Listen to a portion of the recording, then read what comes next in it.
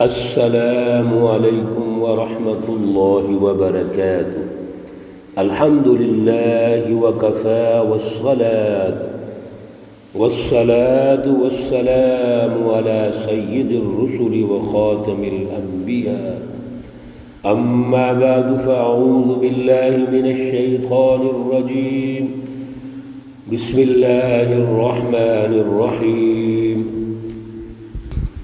وَأَتِمُّوا الْحَجَّ وَالْعُمْرَةَ لِلَّهِ، قال الله تبارك وتعالى في مقام آخر: إنما المؤمنون الذين إذا ذكر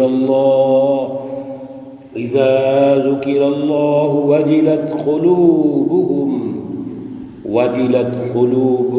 وإذا تليت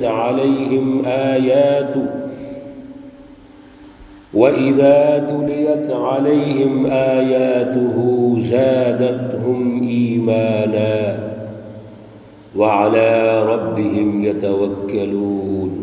صدق الله العلي العظيم۔ اللهم صل على سيدنا ومولانا محمد النبي الأمي وعلى آله وأصحابه وبارك وسلم عليه۔ سورۃ البقرہ ہے، آیت مقدسہ نمبر 196 ہے، پارہ نمبر 2 ہے، اور دوسری آیات سورۃ الانفال سے ہیں، آیات مقدسہ نمبر 2، 3 اور 4 ہیں۔ اللہ رب العزت مومنین کی اوصاف ارشاد فرما رہے ہیں، اور عمرہ اور حج پہ جانے والوں کا جو اصل ہدف اور مقصد ہے، اللہ کی رضا، خدا شناسی، وہ ارشاد فرما رہے ہیں۔ ہم چیک لسٹ ڈسکس کر رہے ہیں کہ عمرہ اور حج پہ جانے سے پہلے جو چیک لسٹ ہے وہ کیا ہونی چاہیے۔ نمبر 1، اللہ کی پہچان، کل اس پر بات چیت ہوئی تھی۔ نمبر 2، شعوری جدوجہد، اس پر بھی کل مختصر بات چیت ہوئی، لیکن تھوڑی سی بات چیت اور کر لیتے ہیں، کیونکہ اس کے بغیر یہ سفر قابل قبول نہیں ہوگا۔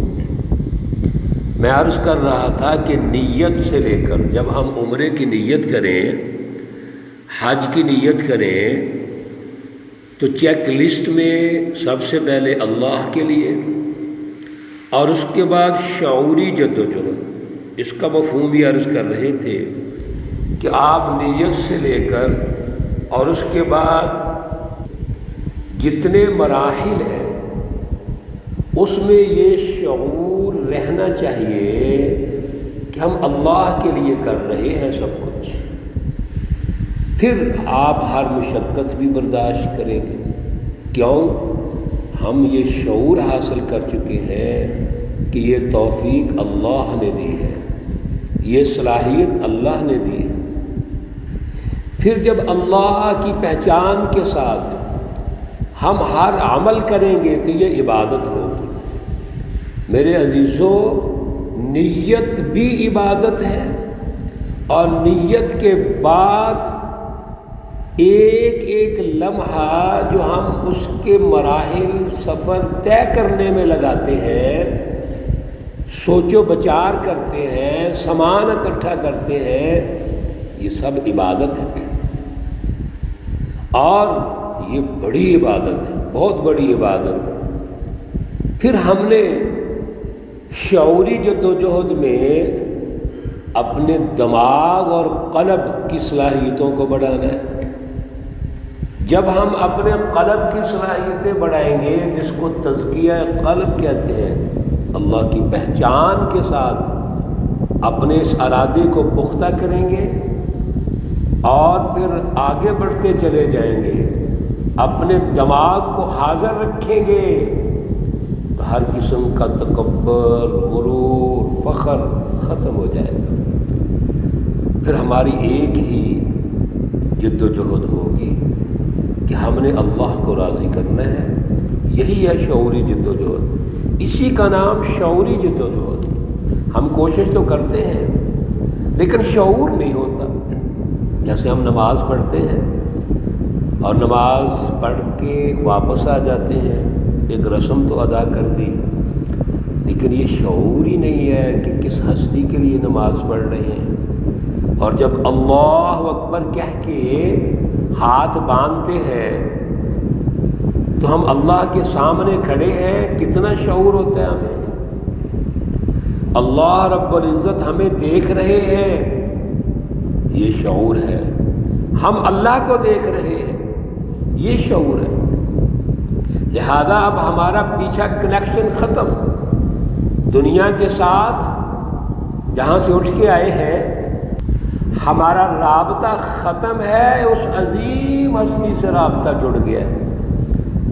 میرے عزیزو، یہ شعور ہوگا تو نماز کا فائدہ ہے، ورنہ تو ایک رسم ہے۔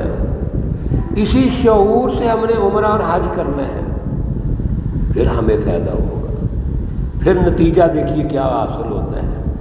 میرے عزیزو، یہ شعوری جد و جہد، ہمارا دماغ، ہمارا قلب اس کے لیے حاضر رہنا چاہیے۔ تیسرا پوائنٹ چیک لسٹ میں یہ ہے، انفرادی اور اجتماعی امور میں تبدیلی کا ذوق اور شوق۔ ہم جب سفر شروع کرنے لگے ہیں تو ہمارے اندر یہ دوسرا شعور ضروری ہے کہ ہم نے تبدیلی پیدا کرنی ہے، انفرادی معاملات میں بھی، اجتماعی معاملات میں بھی، اپنی شخصی زندگی کو بھی تبدیل کرنا ہے۔ میرے عزیزو، یہ گھر سے شروع ہوگا، میاں بیوی کے تعلقات سے شروع ہوگا، پھر اولاد، والدین، پھر رشتہ دار، اور پھر اہل محلہ، پڑوسی، اور پوری انسانیت۔ یہ شعور، یہ احساس، یہ ذوق اور شوق کہ میں نے اپنے اندر تبدیلی پیدا کرنی ہے۔ اگر میں نماز پڑھتا ہوں تو اور اللہ سے جڑ کر نماز کا ذوق اور شوق پیدا کرنا ہے، نماز کے اہداف سمجھنے ہیں، ارکان اسلام مکمل۔ اگر ایک ایک پہ بات کریں گے وقت لگے گا۔ اگر میں نماز نہیں پڑھتا تو عمرہ اور حج پہ جانے کے بعد میں نے پکا اور سچا نمازی بننا ہے، ارکان اسلام کی پابندی کرنی ہے۔ میرے عزیزو، یہ شوق اور ذوق جانے سے پہلے ضروری ہے۔ اگر میری شخصیت دین اسلام کے مطابق ہے، بڑی اچھی بات ہے، اور اپنے آپ کو بہتر کریں گے تاکہ دیکھنے والا مجھے کہے کہ یہ ایک مومن اور مسلمان آ رہا ہے۔ اگر نہیں ہے تو میں نے اپنی شخصیت اس سفر میں دین اسلام کے مطابق بنانی ہے۔ مثلا اگر میں نے داڑھی نہیں رکھی، رسول اللہ صلی اللہ علیہ وسلم کا حکم ہے، یہ ہماری پہچان ہے مسلمان کی، تو پکا ارادہ کر لو کہ میں نے اللہ کے گھر جانا ہے، اور جاتے ہوئے ہی میں نے اللہ کا یہ حکم، رسول اللہ صلی اللہ علیہ وسلم کا حکم پورا کرنا ہے۔ اور جب میں اپنے پیارے رسول اکرم صلی اللہ علیہ وسلم کے روضہ رسول پہ جاؤں، آپ کے سامنے حاضری دوں، تو میرا چہرہ سنت کے مطابق، میرا لباس سنت کے مطابق ہو۔ میری بہنیں جو بیٹیاں ہیں، مائیں ہیں، ان کے لیے اگر وہ پردہ کرتی ہیں تو بہت اچھی بات ہے، اور اپنے آپ کو بہتر کریں۔ اور اگر نہیں کرتی تو عمرے اور حج پہ جا رہی ہو، یہ فیصلہ کرو کہ ہم نے اپنی شخصیت دین اسلام کے مطابق بنانی ہے، باپردہ ہونا ہے۔ اللہ اور رسول اللہ صلی اللہ علیہ وسلم نے جو دائرے بتائے ہیں شخصیت کے، وہ پورے کرنے ہیں۔ یہ ہے انفرادی وہ اعمال جس کی شروع سے نیت کرنی ہے، ذوق اور شوق پیدا کرنا ہے۔ اور اجتماعی امور یعنی دوسروں کے ساتھ صلہ رحمی، حسن سلوک۔ میرے عزیزوں، ابھی سے ذوق اور شوق پیدا کر کے جانا ہے کہ میں نے اس سفر میں سیکھنا ہے اور اجتماعیت قائم کرنی ہے، اور یہ اجتماعیت بھی میاں بیوی سے شروع ہوتی ہے۔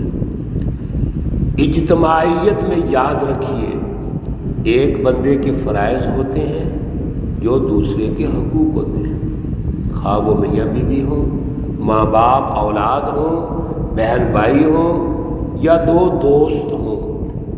ایک بندے کے فرائض ہیں جو دوسرے کے حقوق ہیں، فرض پورا ہوگا تو حق ملے گا۔ اسی طرح دوسرے کے جو فرائض ہیں وہ پہلے کے حقوق ہیں۔ یہ نیت کرو کہ اللہ کے گھر جا رہے ہیں، سفر عمرہ اور حج پہ جا رہے ہیں، اپنے تمام اجتماعی امور میں نے سمجھنے ہیں، ان کا شعور حاصل کرنا ہے، اور اگر میں پورے کر رہا ہوں تو میں نے نکھار پیدا کرنا ہے، اور اگر نہیں پورے کر رہا تو میں نے واپس آنے کے بعد، سیکھنے کے بعد پورے کرنے ہیں۔ اگر خامد ہے تو اپنے بیوی کے حقوق پورے کرے، بیوی ہے تو خامد کے حقوق پورے کرے، ماں باپ ہیں تو اولاد کے کرے، اولاد ہیں تو ماں باپ کے کرے۔ اسی طرح چلتے جائیے، ہر ایک دوسرے کے ساتھ جو ربط اور جوڑ ہے یہ نیت کر کے جاؤ، شوق اور ذوق پیدا کر کے جاؤ کہ ہم نے پورے کرنے ہیں۔ یہ اجتماعی امور کا شعور ہے۔ میرے عزیزو، چوتھی اس میں جو بات ہے وہ اس کے مناسک ہے عمرہ اور حج کی تعلیم و تربیت، جو ہم پہلے دروس ان پہ دے چکے ہیں کہ آپ عمرہ کرنے جا رہے ہیں تو اس کی جتنی تعلیم ہے، مناسک ہے، جو آپ نے مراحل طے کرنے ہیں اس کا علم ہونا چاہیے، حج کے تمام مراحل کا پتہ ہونا چاہیے، مناسک کا پتہ ہونا چاہیے، کس طرح ادا کرنے ہیں۔ یہ تعلیم اور تربیت ضروری ہے۔ ہم نے دیکھا، اللہ کے گھر میں بھی دیکھا اور رسول اللہ صلی اللہ علیہ وسلم کے روضہ مبارک میں بھی دیکھا ہے، ہمارے اکثر بھائیوں بہنوں کو تعلیم ہی نہیں کہ کہاں کیا کرنا ہے اور کیسے کرنا ہے۔ اس کی باقاعدہ ٹریننگ کی ضرورت ہے، تربیت کی ضرورت ہے۔ حج اور عمرہ پہ جانے سے پہلے باقاعدہ اس کی ریہرسل ہونی چاہیے، علماء کے پاس بیٹھ کے، اسکالرس کے پاس بیٹھ کے سیکھنا چاہیے، اور سیکھ کے پریکٹیکل کرنا چاہیے۔ سیکھنے کے دو طریقے ہوتے ہیں، ہم نے سنا اور ہم نے سمجھا کہ سیکھ گئے۔ دوسرا میرے عزیزو، یہ طریقہ ہے کہ اس کی ریہرسل کرو، پریکٹیکل کرو، یعنی باقاعدہ کر کے دیکھو کہ کیا سیکھا ہے ہم نے۔ یہ ضروری ہے۔ یہ تعلیم اور تربیت عمرہ اور حج کے جانے سے پہلے ضروری ہے۔ یہ 4 پوائنٹس ہم نے بنائے ہیں چیک لسٹ میں، اور ساری چیزیں اس میں آ جاتی ہیں جو عمرہ اور حج پہ جانے سے پہلے ضروری ہے۔ ہمارا قلب، ہمارا دماغ اس کے لیے تیار ہو، ذوق اور شوق پیدا ہو، موٹیویشن ہو، اعلیٰ جذبہ ہو، اعلیٰ صلاحیت ہو، اور اللہ کی رضا ہو۔ اللہ رب العزت ہمیں توفیق عطا فرمائے۔ انشاءاللہ اگلے درس میں ہم عرض کریں گے کہ عمرہ اور حج سے جب ہم نے فارغ ہونا ہے تو کون سی چیک لسٹ ہے جو ہمارے سامنے ہونی چاہیے۔ اللہ ہمیں اعلیٰ توفیق اور اعلیٰ صلاحیت عطا فرمائے۔ اللہ رب العزت تمام بیماروں کو شفائے کاملہ عاجلہ مستمرہ عطا فرمائے۔ اللہ رب العزت تمام مرحومین و مرحومات کو جنت الفردوس میں اعلیٰ مقام عطا فرمائے۔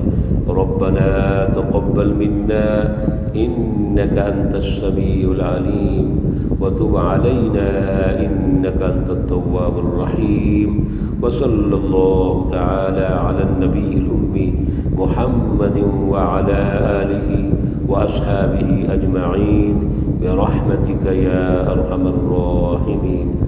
السلام عليكم ورحمة الله وبركاته۔